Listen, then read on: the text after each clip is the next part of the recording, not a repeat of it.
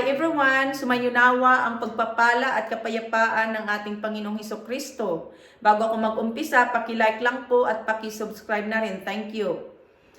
Una sa lahat, magpasalamat tayo sa Diyos na nagbibigay sa atin ng lakas upang tayo makagawa at managana. Awit 126 verse 3 na susulat na ginawan tayo ng Diyos ng mga dakilang bagay na siyang ikinatutuwa natin. Or the Lord has done great things for us and we are filled with joy. Okay, itong mga pambihirang bagay or great things na sinasabi sa Biblia na ginawa ng Diyos sa bansang Israel, ito'y noong iligtas ng Diyos ang bansang Israel mula sa pagkaalipin sa Babylonia.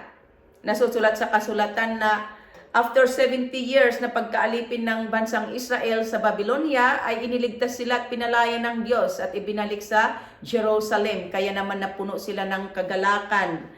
In the Old Testament, we will learn the wonders and the amazing things that God has done to the nation of Israel.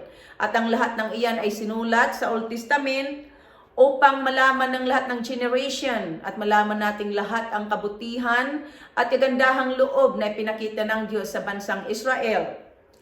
Ginamit ng Diyos ang Israel, pinagpala niya at ginawan ng mga pambihirang bagay ang bansang ito upang mabantog sa buong mundo ang kanyang banal na pangalan at malaman ng lahat ang kanyang wagas at walang kamatayang pag-ibig.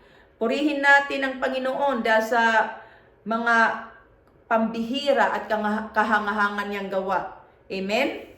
Okay, sa New Testament, ginawan din tayo ng Diyos ng mga pambihirang bagay. Yung tinatawag na the manifestation of the Holy Spirit noong ipaglihi ang Panginoong Hesus sa pamamagitan ng Espiritu Santo.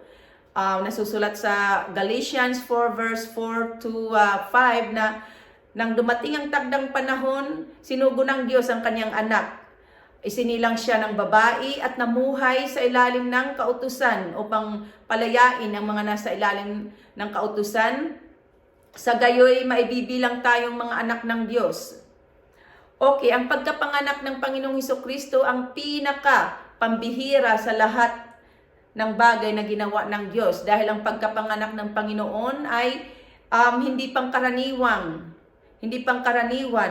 Dahil sinasabi sa Biblia na ipinaglihi ang Panginoong Hesukristo sa pamamagitan ng kapangyarihan ng Espiritu Santo at isinilang ng isang virgin.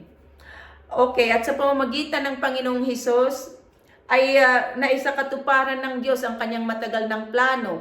Ang iligtas at palayain ang sanlibutan sa kasalanan at makipagkasundo sa lahat ng nilikha sa langit at sa lupa. Nasusulat sa Colossians 1 verse 20 na pinili ng Diyos na makipagkasundo ang sandaigdigan sa pamamagitan ng kanyang anak.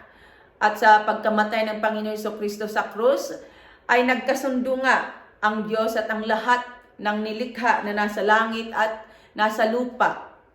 So, ang ginawang ito sa atin ng Diyos ay pambihira at kahanga-hanga. Kaya dapat tayong magalak, dapat mapuno tayo ng kagalakan.